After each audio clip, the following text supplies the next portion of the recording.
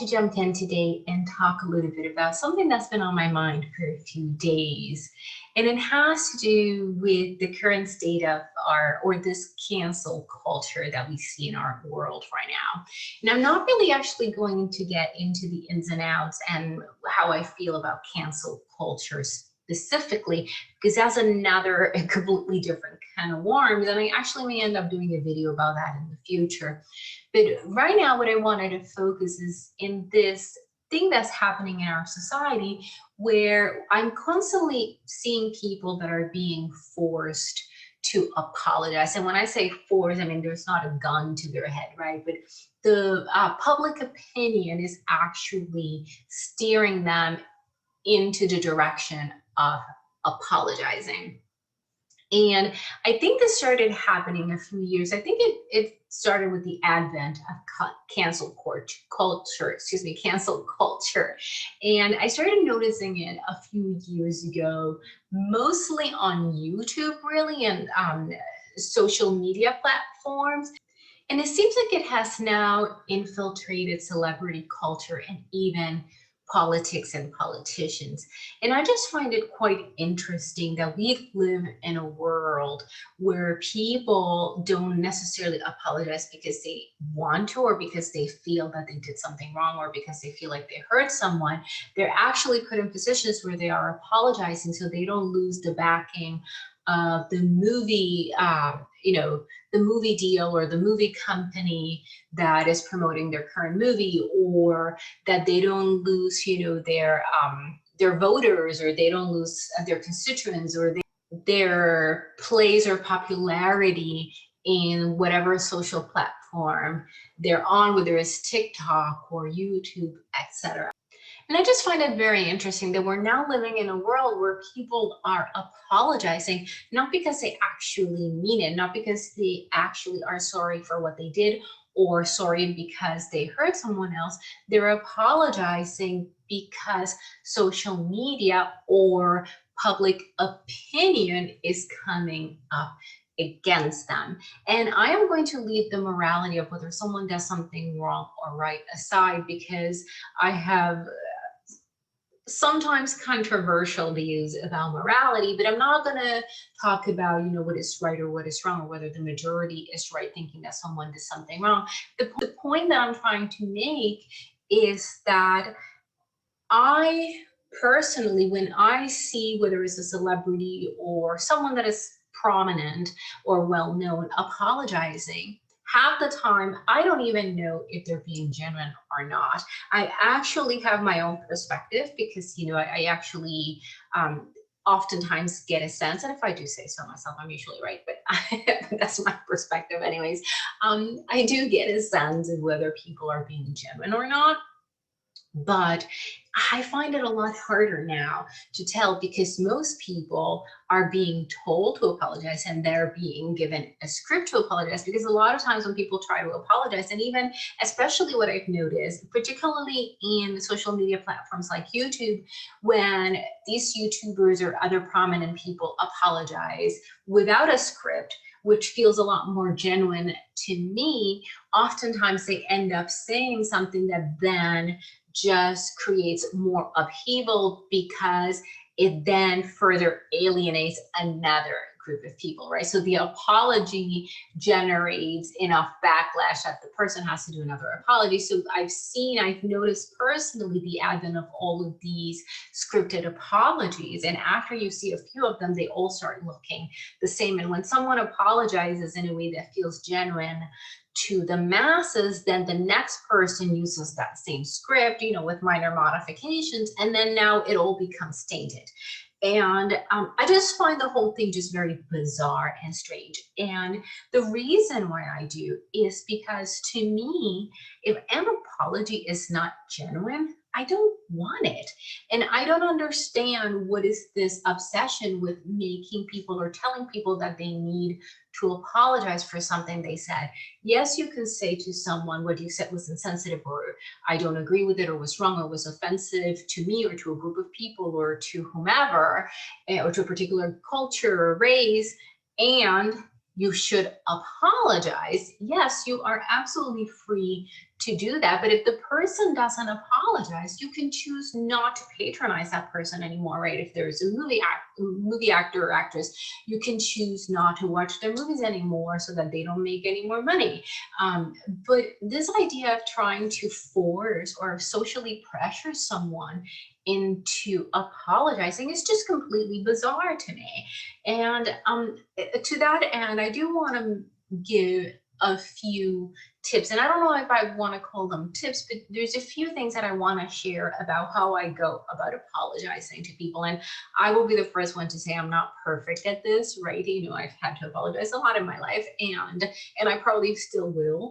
And I don't have, I don't know exactly what is the best way to apologize in every situation. But what I will say is, what I want to share is how I apologize in the past that has been received positively, and how have other people apologized to me in a way that felt genuine and felt to me like they were in fact sorry. And the first thing that I will say, I think I've already laid it out, but I'm going to be very clear and explicit. I don't believe you should apologize if it is not a genuine apology. And again, I'm basing it on my own personal experience. I rather not get an apology than have someone apologize to me and know that they're faking it. I just don't think, and I think most people know that you don't have to be a healer or a psychic or have any sort of special skills to be able to tell when someone is not genuine about their apology. And I break the apologizing into two categories. And one of them is apologizing because of what you did, because of an action that you took, right, that was hurtful to someone else, and that you recognize it was the wrong behavior or the wrong action or the wrong reaction, right? So that is a situation where you would apologize. Now, there is also situations, and these are situations that have happened to me personally, where I have done something where is completely in alignment for me, that it doesn't feel to me like it's wrong. It actually feels like the right action to take for me, but that has been hurtful to someone else. And in those cases, it gets a little bit trickier. So what I will say that my approach is in those cases, if it is someone that I value and it is someone that was actually hurt by an action or decision that I took, I actually have no problem genuinely saying, I'm sorry that my action was hurtful to you, or I am sorry that the action that I took was hurtful to you. And that to me is very different than apologizing for what you did, in which case I would say, I'm sorry for what I did, and I'm sorry that I hurt you. Because there are times in my life where I've done what feels true for me, that feels genuine for me, but has been hurtful to the other person. And because it is someone that I care about, I don't want to see them hurt.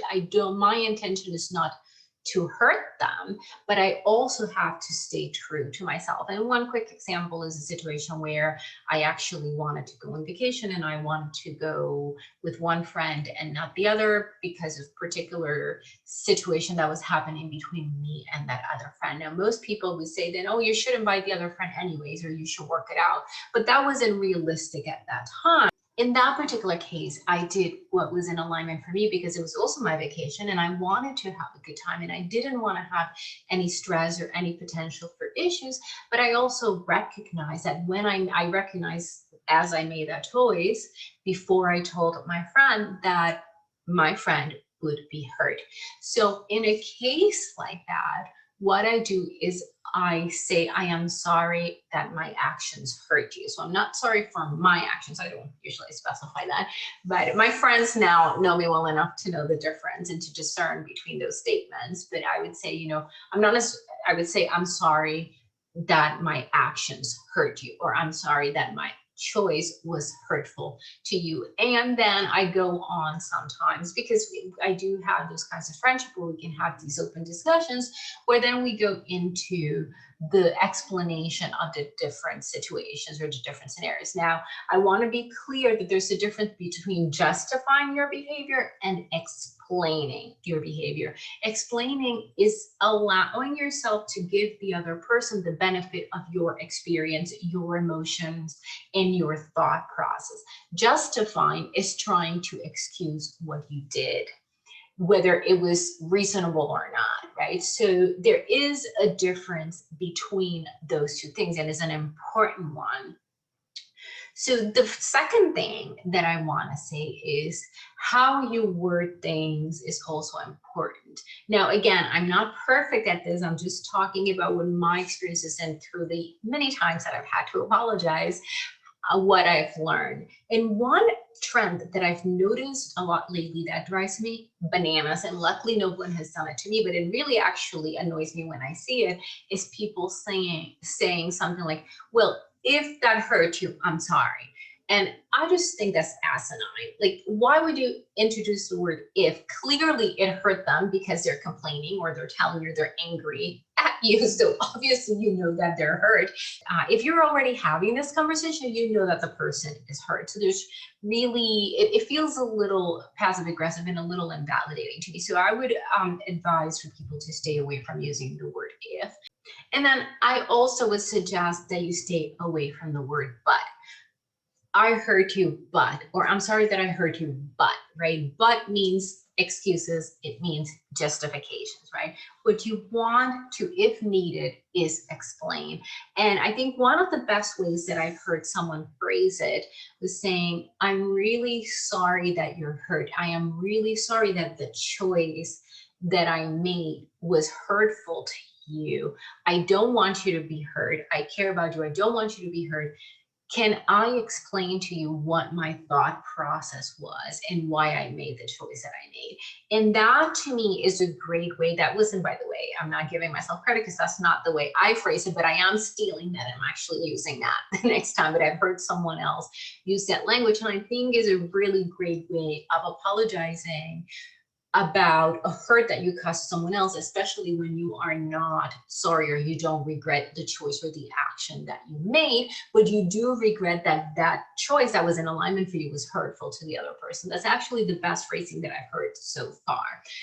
Now, the other thing I want to mention, another thing that I've seen that really annoys me, is when people apologize and then, or are wanting to apologize and then want the other person to either listen to them, to accept the apology, to forgive them, and do it at that time when they wanted to, right? When you are apologizing to someone else, it is up to them when or if they want to listen to the apology, if they want to engage in conversation with you, if they want to accept the apology, and if they want to forgive you. All of those things are at the discretion of the injured party. That you don't get to dictate whether someone has to listen to your apology or when. You don't get to dictate if they accept your apology or when, and you don't get to dictate if they forgive you or when. That is actually you trying to exert your power or control the situation. And we have to be respectful of other people's emotions and other people's experience. So that is all I wanted to say about apologizing. And like I said, I may end up doing another video about cancel culture.